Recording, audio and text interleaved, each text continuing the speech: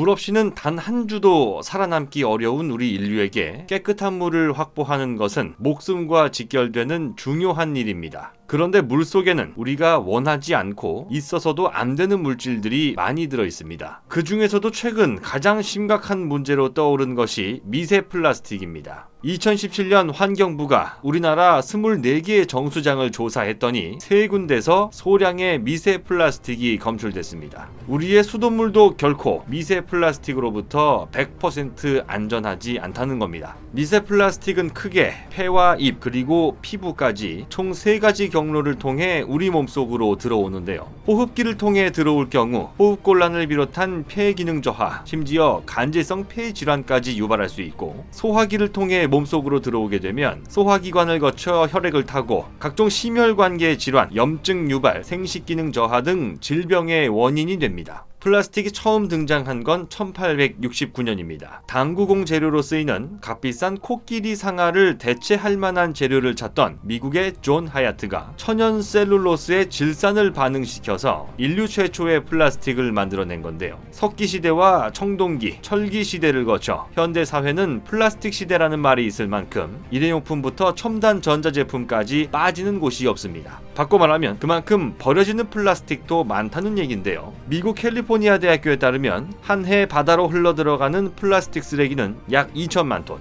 2025년에는 2억 5천만 톤까지 늘어나고 2050년 전 세계 바닷속에는 플라스틱 폐기물이 물고기보다 더 많아진다고 합니다. 플라스틱을 아예 없애거나 사용량을 줄이는 것이 근본적인 해결책입니다. 하지만 그때까지 시간이 오래 걸리기 때문에 그 전에 우리 인류가 물속에 들어있는 미세 플라스틱으로부터 스스로를 보호할 수 있는 방법을 찾아야 할 텐데요. 문제는 미세 플라스틱이 얼마나 있는지 측정하는 것조차 쉽지 않다는 겁니다. 특히 지름 100나노미터, 즉 1mm를 100만 분의 1로 쪼갠 길이보다 작은 나노 플라스틱이 강이나 바다에 퍼지면 현재 측정 기술로는 실시간으로 농도를 측정하는 것이 불가능하다고 합니다. 그런데 우리나라 연구진이 물속에 있는 이렇게 작은 크기의 나노 플라스틱까지도 실시간으로 측정할 수 있는 기술을 개발했습니다. 언론에 따르면 한국과학기술연구원 서미나 유용상 박사 연구팀은 수중 미세물질을 포착해서 실시간으로 분석할 수 있는 광전기 집게를 개발한 것으로 알려졌습니다. 이 집게는 우리가 아는 물리적 방식이 아니라 전기적 방식으로 작동하는 집게인데요. 사람 머리카락 두께의 1000분의 1보다도 작은 크기의 미세 플라스틱까지도 포착할 수 있다고 합니다. 그 비결은 바로 꿈의 전자파라 불리는 테라헤르츠파입니다. 테라헤르츠파는 1초에 자그마치 1조 번 진동하는 전자파로 병원에서 쓰는 엑스레이보다 투과성이 좋으면서도 안전합니다. 하지만 수중에서는 쓸 수가 없었습니다.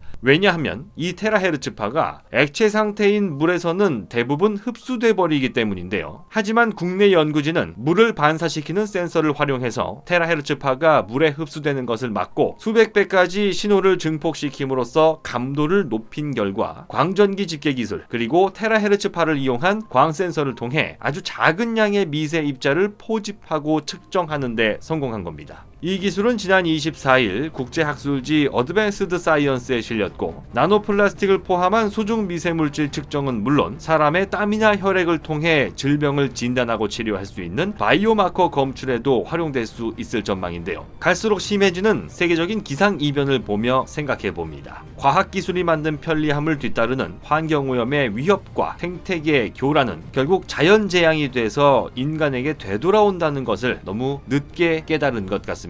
하지만 이번에 우리나라 연구진이 이뤄낸 성과처럼 이제라도 우리 인류의 실수를 수습할 수 있는 기술 또한 충분히 나올 수 있기 때문에 먼 미래의 후손은 지금보다 더 좋은 환경에서 살게 해줄 거라는 희망을 가져봅니다. 곧 새로운 내용으로 다시 찾아뵙겠습니다. 좋아요 버튼과 구독 버튼을 눌러주시면 더 좋은 컨텐츠로 보답하겠습니다. 감사합니다.